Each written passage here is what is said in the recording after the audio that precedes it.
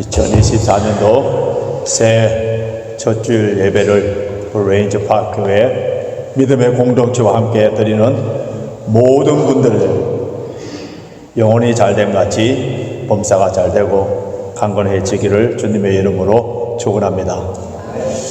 원래 하나님께서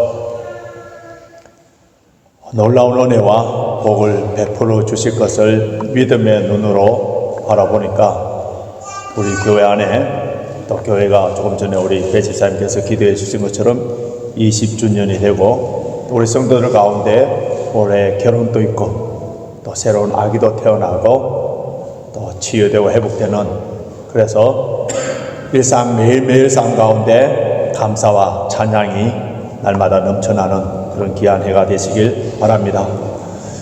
오늘 우리에게 주어진 본문은 로마서 16장입니다. New Year, New Chapter로 우리에게 준 이 16장을 보면은 사실 로마서 16장은 로마서의 출신, 영어로는 PS라 하죠.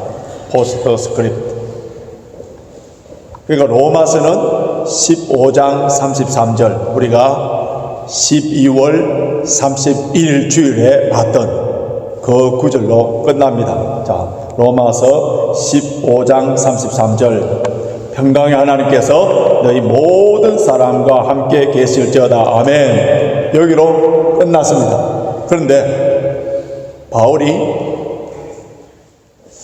못다한 말을 좀 전하고 싶어서 그래서 16장 편지를 쓰다가 추신하면서 덧붙이는 같은 그것이 바로 오늘 우리가 본문에 읽은 16장인데, 이 16장에는 지금부터 2000년 전 로마 교회의 성도들의 명단, 그 이름을 우리가 볼 수 있는, 뿐만 아니라 교회가 무엇인가를 알 수 있는 아주 귀중한 자료예요. 이 16장에는 로마 교회 성도들의 명단이 26명, 그리고 이 16장 뒤편에 가면은 고린도 교회 성도 8명, 갱그리아 성도 1명, 이렇게 해서 총 35명의 명단이 나옵니다. 여러분, 그들의 이름은 아름다워요. 영광스럽습니다. 저와 여러분의 이름이 생명책에 기록될 뿐만 아니라 하나님의 기념책에 기록되는 아름답고 영광스러운 그런 이름들이 되기를 바랍니다. 성경을 보시면은 로마서 16장과 비슷한 장들이 몇 군데 나오는데요. 창세기 5장을 보면은 아담에서 노아에까지 아담의 후손들의 이름들이 쭉 기록되어 있어요. 특별히 역대상 1장에서부터 9장까지는 약 600명의 사람의 이름들이 쭉 나오고요. 마태복음 1장에 보면은 예수님의 족보에 41명의 이름이 쭉 나오고, 누가복음 3장에서는 예수님에게서 출발해서 아담에 이르기까지 77명의 이름들이 나옵니다. 자, 이런 장들을 볼 때에 마음이 찡하고 눈물이 나오고 감동을 받는 사람들은 거의 없을 거예요. 이런 본문을 읽을 때는 상당히 인내력이 필요하고 빨리 이 장을 넘어가고 싶은 그런 유혹이 생깁니다. 그런데 우리가 읽은 이 본문 바로 앞부분 로마서 15장 4절 한번 보시기 바랍니다. 15장 4절 뭐라고 기록되어 있는지 우리 같이 한번 읽겠습니다. 시작.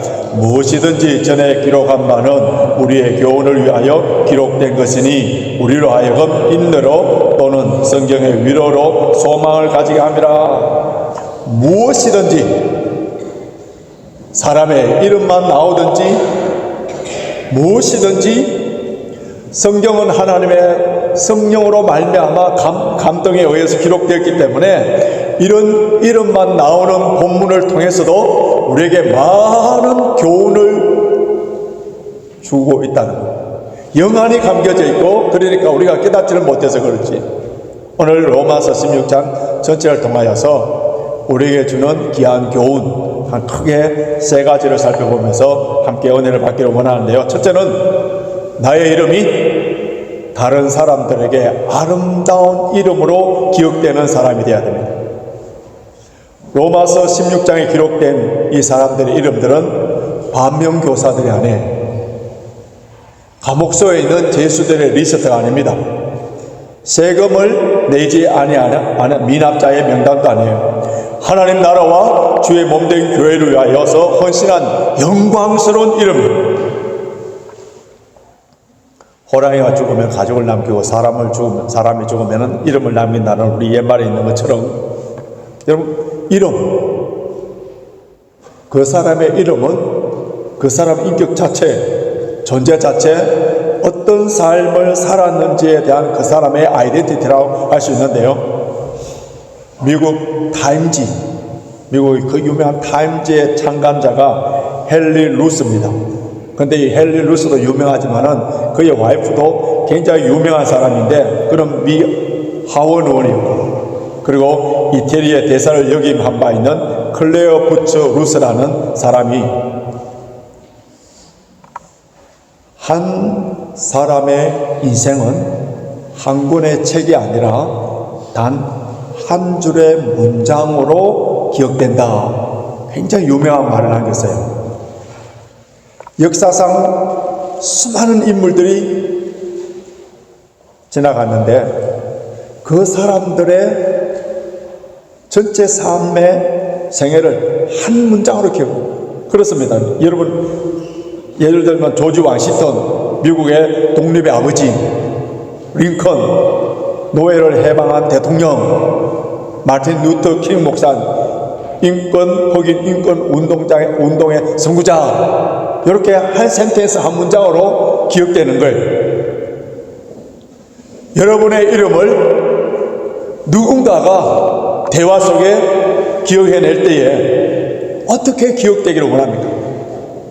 아, 그 사람 신실한 사람이야. 그 사람은 마음이 착한 사람이야. 사랑이 참 많은 사람이야. 이렇게 기억되면 얼마나 좋겠습니까? 그런데 자기밖에 모르는 이기적인 사람이야. 항상 분노가 가득 차 있어. 모든 일에 불평, 불만, 남을 정죄하는 사람이야. 아주 약삭 빠른 사람이야. 이렇게 기억된다면은 그 사람의 아무리 부자든 아무리 좋은 권력을 가졌든 아무리 박사학위가 많든 그 사람의 인생은 실패의 인생이라 할 수 있어요. 저는 공동묘지에 가서 비석에 적힌 그 모비명 글을 즐겨보는 취미가 있습니다. 많은 무덤 가운데 가장 저에게 감동을 준 곳이 어딘지 하면은 서울 양화진 선교사, 해외 선교사 그 세미처리, 그곳에 가면은 비석들이 쭉 있는데요. 거기에 이런 문장으로 새겨져 있습니다. 나는 웨스트민스터 아비의 묻히기보다 한국 땅에 묻히기를 원하노라. 헐버트 선교사의 묘비명이고요. 만일 내게 1000개의 생명을 주어진다 하도 그 모두를 한국에 바치리라. 켄드릭 선교사님의 묘비명입니다. 여러분, 한국을 방문하게 되시면은 오늘 우리 오 집사님, 김미자 집사님 한국 가시는데 숙제를 드리겠습니다. 우리 한국에 가시는 분들은 꼭 그 양화진 외국인 선교사님 그 무덤에 꼭 가보시고 그곳에 딱 들어가는 순간부터 경건해져요. 그리고 나의 남은 인생을 어떻게 살아야 될 것인가, 그 답을 확실하게 얻고 오는 것이 서울 양화진 외국인 선교사 무덤입니다. 우리가 죽을 때에 한 문장으로 우리 모비명에 장식되는데 어떻게 장식될 것인가? 뿐만 아니라 현존하는 우리의 삶도 내 이름을 올릴 때에 한 센텐스로 기억된다는 것을 우리는 늘 염두에 두어야 됩니다. 다이나마이트를 발명한 그 스웨덴의 알프레드 노벨이 유럽에서 아주 거부가 되었어요. 그런데 어느 날 노벨은 프랑스 신문에 자신의 사망 기사가 실린 것을 보고 깜짝 놀랍니다. 사실은 그의 형 루드비 노벨이 죽었는데 잘못 기사를 실린 거예요. 그런데 이 노벨이 잘못된 사망 기사가 실린 것보다도 충격을 받았던 것은 그 신문의 헤드라인입니다. 뭐라고 되어 있느냐면은 다이나마이트를 발명한 죽음의 상인 노벨이 사망하다. 노벨은 자신을 죽음의 상인으로 많은 사람들을 죽이고 그 죽음의 대가로 자기가 부자 된 그런 사람으로 사람들이 기억된다는 것에 충격을 받은 거예요. 그래서 그는 이 충격 속에 어떤 사람은 충격을 받든 자극을 받든 뭐 전혀 변화가 없이 my way 이렇게 사는 사람들이 많지만은 그는 이 충격을 받은 후에 전 재산을 털어서 인류 발전을 위하여서 각 분야에 크게 공헌하는 사람들에게 상을 주는 그 노벨상을 만들었습니다. 그 노벨상 가운데에 노벨 평화상은 노벨상의 꽃이라 할 수 있는데 인류 평화를 위하여서 헌신한 사람이나 단체, 국가에게 주는 그러한 최고의 상이 되었습니다. 사망 오보 기사가 나간 후 11년이 된 뒤 1896년도에 노벨이 숨을 거두게 됩니다. 그때 신문 그 죽음을 알리는 기사 제목이 세계 평화를 위해 살다간 노벨 사망하다 였습니다. 사람들이 나의 이름을 떠올릴 때에 어떤 사람으로 기억되기를 원합니다. 무엇보다도 하나님께서 나의 이름을 부르실 때 어떤 수식어, 어떤 별명을 붙여주기를 원합니다. 우리는 매일매일 삶 가운데 이런 것을 좀 깊게 생각하면서 살아야 됩니다. 오늘 우리가 읽은 로마서 16장에 보면은 바울이 언급한 이 사람들의 수식되는 그 형용사들이 있는데, 자, 1장 1절 보십시오. 갱그리아 교회의 일꾼이라는 말이 나옵니다. 3절에서는요, 브리스길라와 아굴라를 향해서 나의 동역자. 6절, 너희를 위하여 많이 수고한 말이야. 7절, 나와 함께 갇혔던 안드로니고. 9절 보십시오. 그리스도 안에서 우리의 동역자인 우르바노. 여러분, 세상의 모든 칭호는 마치 우리가 잠시 옷을 입다가 벗어버린 것처럼 곧 벗겨지는 순간적인 것이지만, 그러나 나의 이름이 영원토록 빛나는 그 찬란한 수식어 뭐라고요? 동역자, 복음의 동역자, 교회의 일꾼. 얼마나 아름다운 형용사입니까? 이런 이름으로 기억되는 저와 여러분이 되시길 바랍니다. 둘째는 모든 성도들은 다 사역자가 되어야 합니다. 자, 오늘 16장에 나오는 사람들의 이름을 분석해 보면 유대인도 있고 로마 사람도 있고 귀족도 있고 노예도 있고 남자도 있고 여자가 있어요. 신분과 지위와 성별과 나이와 환경과 관계없이 그리스도인이라면은 모두가 다 사역자로 주님의 일을 하였다는 것을 볼 수 있어요. 여러분, 정말 하나님의 은혜로 구원받은 사람입니다. 정말 예수 그리스도의 보혈로 거듭난 사람입니다. 그렇다면 주의 일에 있어서 절대로 방관자가 될 수 없어요. 로마서 12장에서 살펴본 것처럼 주의 몸된 교회에 각각 지체로서 하나님께서 한 몸을 이루기 때문에, 그래서 각자 맡은 달란트와 기능과 그에 따라서 일을 할 수밖에 없는 존재라는 거예요. 나는 너무 바쁘다. 나는 돈도 없고 나에게는 특별한 달란트와 은사가 없기 때문에, 그래서 주의 몸된 교회 사역에 아무것도 할 수 없다고 생각하시는 분이 있습니까? 여러분, 로마서 16장을 우리 몇 주 동안 이제 살펴볼 텐데요. 16장을 쭉 읽어보면은 절대로 그런 말을 할 수가 없게 됩니다. 왜냐하면은 여기 이름 가운데에 노예의 이름이 등장합니다.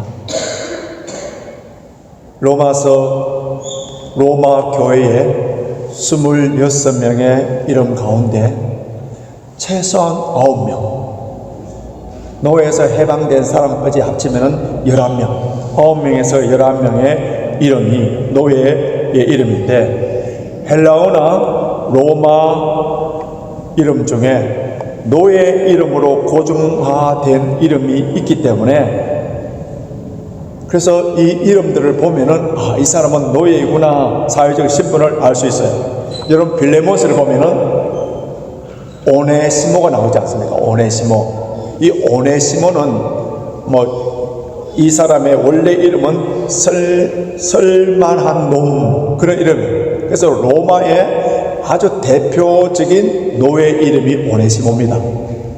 이와 마찬가지로 오늘 본문, 오늘 16장 8절을 한번 보십시오. 8절에 보시면은 암벌리아 줄쳐놓으십시오. 앞으로 이제 계속 공부하겠습니다만은 11절에 헤로디온, 12절에 드루베나, 드루보사, 또 12절에 버시, 15절에 네레오. 이런 이름은 그 당시에 노예 이름이에요.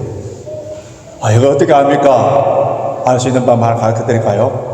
우리나라의 조선시대 때에 이름만 들어봐도 이 사람이 스민지 양반인지 알 수 있는데, 돌쇠, 마당쇠, 월매, 사물이, 자, 이런 이름들은 노예나 기생의 이름이라는 것을 쉽게 알 수 있습니다. 당시에 로마 시대 때에 노예, 로마 시대 때의 노예, 로마의 법적으로는 인간이 아니라 물건이었었어요. 아리스토텔레스조차도 그의 책에 보면은 노예는 생명이 있는 도구, 움직이는 물건이라고 해요. 로마 역사가 타키투스의 그 기록을 보면은 로마 원로원인 세군투스에게 200명의 노예가 있었습니다. 다 한 지붕에 같이 살고 있었는데, 근데 이 세군투스가 살해를 당하는 거예요. 그랬더니 그 주인을 지키지 못했다고 200명을 다 학살해요.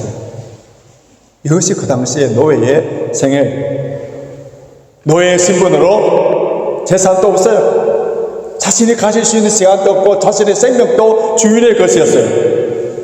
이런 노예들이 바울의 동역자들이 되어서 하나님의 나라를 위하여서 아름답게 섬겼기 때문에 그들의 이름이 로마서 16장에 기록되어서 오늘 우리들에게 전하는, 오늘 우리들에게 이 이름을 보여주면서 성령께서 우리에게 주시는 그 메시지가 뭐라고 생각합니까?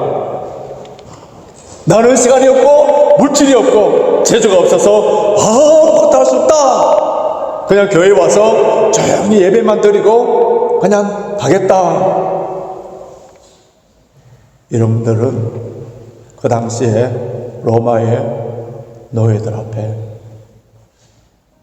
얼마나 부끄러움이 되지 않겠습니까? 영국의 찰스 스펄전 목사님, 유명한 찰스 스펄전 목사님이 누가 나더러 제왕의 면류관을 쓰고 한나라의 왕이 되라고 말한다면 나는 이렇게 대답하겠습니다. 나는 그러한 사소한 일에 마음을 쓸 시간이 없습니다. 여러분, 한나라의 왕이 되는 게 그게 사소한 일입니까, 사실? 근데 왜 스펄전 목사님이 이런 말씀을 하게 된지 잘 이해가 안 된다면은 우리 사도 바울의 고백을 들어보면 이해가 됩니다. 빌립보서 3장 7절에서 9절, 우리가 잘 아는 구절인데요. 빌립보서 3장 7절에서 9절 같이 읽겠습니다. 무엇이든지 내게 유익하던 것을 내가 그리스도를 위하여 다 해로 여길 뿐더러 또한 모든 것을 해로 여기면 내 주 그리스도 예수를 아는 지식이 가장 고상하기 때문이라. 내가 그를 위하여 모든 것을 잃어버리고 배설물로 여기면 그리스도를 얻고 내 안에서 발견되려 함이라. 예수 그리스도를 발견한 사람, 나의 삶의 목적이 무엇인가, 존재 목적이 무엇인가를 분명히 발견하고 깨달은 사람, 그 외의 모든 것들은 사소한 것, 절대 가치를 발견한 사람들은 다른 모든 것을 상대 가치로 여기는 거예요. 그러니까 내 안의 보물 예수 그리스도 절대 가치를 발견하지 못하니까 다른 것에 몰입하느라고 그 영광스러운 주님의 일을 오히려 하찮게 해요. 로마 시대 때에 자기 목숨도 주인의 것이었고, 그렇던 그 노예였던 그들도 충성된 주님의 몸된 교회를 섬기며 사도 바울을 섬겼기에 그의 이름들이 로마서 16장에 기록되어서 오늘 새해에 첫 예배 드리는 우리들에게 그들의 이름을 보여주면서 난 너를 위하여 피 흘려 죽었건만 넌 나를 위하여 무엇하느냐 하는 주님의 음성이 들리지를 않는다면은 죄송한 말씀입니다마는 아직 구원받지 못한 사람이에요. 그 가운데에 생명의 역사가 없는 거예요. 지난 주일에 제가 설교했듯이 인도에 선교했던 윌리엄 캐리, 그 목사님, 그 선교사님의 누나 반신불수아돼서 아무것도 할 수 없는 가운데, 아무것도 할 수 없어요. 돈도 없어요. 근데 그거 할 수 있는 게 뭐였다고요? 그 동생을 위하여 선교를 하시도록 날마다 기도하는 일. 그 일을 통하여서 위대한 인도의 선교사가 탄생됐다면 저와 여러분들이 기도하는 사역은 할 수 있지 않습니까? 이번에 감사하게도 특별히 새벽 기도 기간에 많은 성도들이 나와서 기도하는 모습 너무 아름다웠습니다. 하나님의 은혜로 구원받은 사람들에게는 주의 일에 있어서 절대로 방관자가 될 수 없습니다. 내 몸에 있는 여러 기관들이 잘 움직일 때에 내 몸이 건강한 거예요. 그런데 한 기관이 움직이지 않는다. 그럼 그거는 병들었거나 죽은 거예요. 그래서 온몸이 다 불편해지는 겁니다. 마찬가지듯이 교회는 각자 하나님의 그 달란트와 은사에 따라서 주신 직분들과 사역들이 있는 거예요. 남들보다 조금 더 일찍 일어나서 새벽기도 나오든지, 아니면 교회 뜰을 청소를 하든지, 무슨 일이든지 하나님의 그 은혜에 감격하는 분들이라면은 절대로 주님의 몸된 교회 하나님의 나라를 위하여 방관자가 될 수 없는 것. 실제로 다른 사역자들을 격려하고 칭찬을 해줘야 됩니다. 1절과 2절에 보시면은 바울이 베베를 로마 교회 성도들에게 추천할 때 여러분 베베를 어떻게 묘사하는지 한번 보십시오. 자, 1절 다시 보십시오. 내가 갱거리아 교회의 일꾼으로 있는 우리 자매예요. 베베를 너에게 청가하노니, 여기에 일꾼이라는 이 말은 헬라어로 디아코노스, 우리가 말하는 집사, 그런 의미예요. 자매예요, 여자예요. 근데 교회의 리더입니다. 이 사람이 어떤 일을 했느냐 하면 2절 보십시오. 너희가 주 안에서 성도들의 합당한 예절로 그를 영접하고 무엇이든지 그에게 소용되는 바를 도와줄지니 이는 그가 여러 사람과 나의 보호자가 되었습니다. 여러 사람과 나의 보호자, 물질적으로 구원해 줬다는 거예요. 그런데 이 베베 손에 무엇이 있느냐 하면 로마서가 있는 거예요.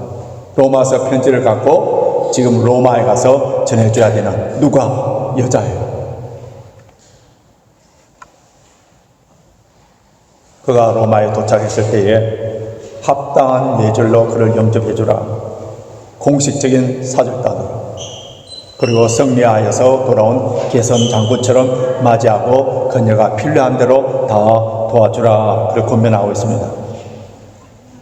여러분 로마서 16장을 집에 가셔서 이제 쭉 한번 읽어보시면은 그 사람들의 이름을 묘사할 때에 어떤 비판이나 비방이 없어요. 로마 교회 성도들 이름 앞에는 그들의 장점, 그들의 아름다운 사역들만 언급되어 있는 이것이 바로 성숙한 성령 충만한 사람들의 삶의 태도입니다. 누군가가 나를 인정해주고 칭찬해주면은 그 사람을 좋아할 수밖에 없고요. 다른 사람에게 인정을 받을 때 나는 필요한 존재구나 그것을 깨닫게 됩니다. 그래서 옛말에 자기를 인정해주는 사람을 위하여서 목숨까지 바친다 그런 말이 있는 거예요. 예수님의 제자들 오합지졸이었어요. 주님이 그토록 많은 기적을 베푸시고 많은 교훈을 가르쳐 줬는데도 다 사오정처럼 엉뚱한 이야기들을 했던 그런 제자였습니다. 그러나 예수님께서 그들 어떻게 했습니까? 사랑하고 격려하고 칭찬하고 기다려 주셨어요. 여러분 이것이 사람을 변화시키는 방법이지 잔소리하고 비판하고 정죄하는 가운데는 사탄만 역사하지 전혀 변화가 없습니다.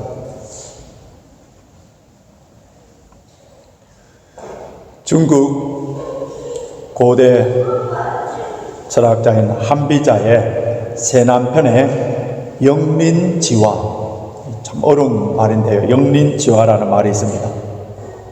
용은 원래 신화나 전설에 나오는 어떤 상상적인 그러한 상상의 동물인데요.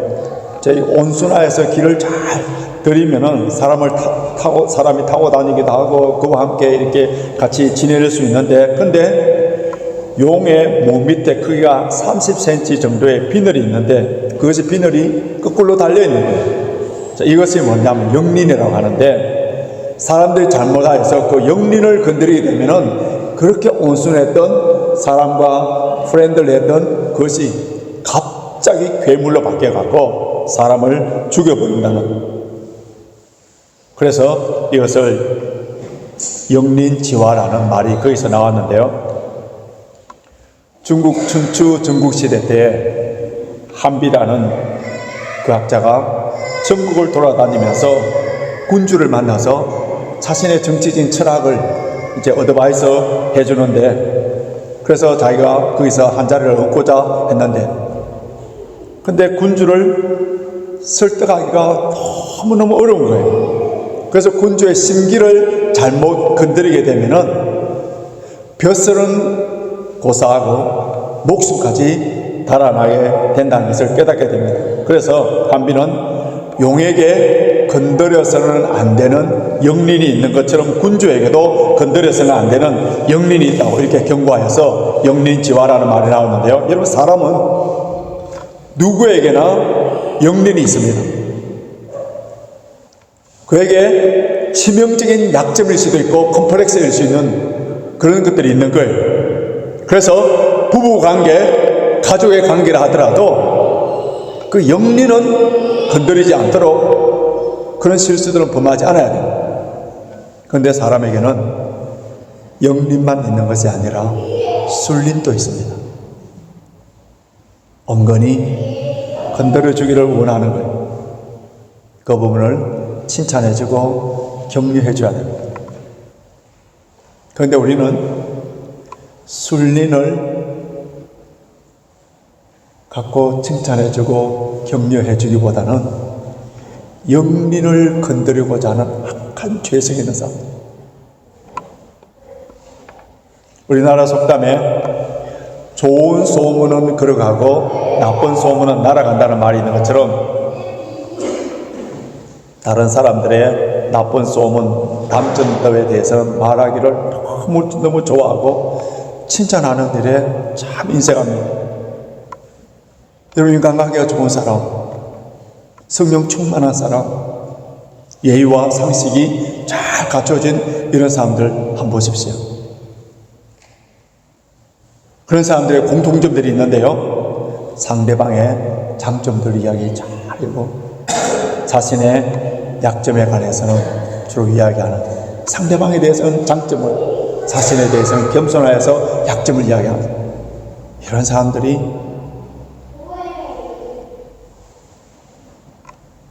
인간관계가 좋고 아름다운 덕을 이루게 됩니다. 오늘 본문에서 사도 바울은 이 로마서 16장 가운데 많은 사람들을 언급하면서 주 안에서, 그리스도 안에서 이런 말을 여러 번 사용하는, 주 안에서, 주 안에는 모든 소망이 있는 거예요. 주 안에 있는 성도들을 주님께서 아름답게 보신 것처럼 그 착한 일을 시작하신 이가 그리스도의 예수의 날에 반드시 이루실 것을 믿음의 눈으로 바라볼 수 있는 사람이라면 우리 교회 성도 한 사람 한 사람이 보배롭고 존귀한 존재입니다. 그래서 우리 송구 영신 예배 때 주신 말씀처럼 주님, 내 영안을 열어달라. 주 안에서 한 형제 자매를 바라볼 때에 우리는 소망이 있고 기다려줄 줄 알고 격려하고 위로해 줄 수 있는 그런 사람이 됩니다. 이제 말씀을 정리해 보겠습니다. 지난 한 해 동안 우리 교회에 정말 이름도 없이 빛도 없이 각자 맡은 분야에서 충성을 다하고 최선을 다하신 많은 분들의 그 헌신과 사랑과 섬김을 통하여서 오늘 우리 교회가 여기까지 올 수 있도록 그렇게 헌신하고 충성한 모든 분들께 감사를 드리고요. 원래도 각자 맡은 분야의 일꾼으로 세워집니다. 앞서서 일하는 사람, 뒤에서 밀어주는 사람, 옆에서 도와주는 사람, 원래 또 새로 서리 집사로 임명받는 사람, 여러 모양으로 하나님께서 세워주셨을 때에 이 영광스러운 귀한 직분을 나같이 무능하고 연약한 나에게 이것을 충성되이 여기서서 맡겨주셨다는 그 감사하는 마음으로 사역하시고, 그리고 서로 격려하고 위로해 줍시다. 칭찬해 줍시다. 그래서 우리 교회 모든 성도들이 주 안에서 사랑으로 하나가 되고 이 교회에서 신앙생활 하는 것이 참 자부심을 갖게 되고 이 교회에 소속된 모든 분들이 아름다운 이름으로 기억되고 그래서 우리 교회가 원래는 교회적으로나 가정적으로나 개인적으로 아름다운 이름으로 풍성한 삶으로 모두 성령 충만함으로 이런 은혜와 복이 충만해지기를 주님의 이름으로 축원합니다.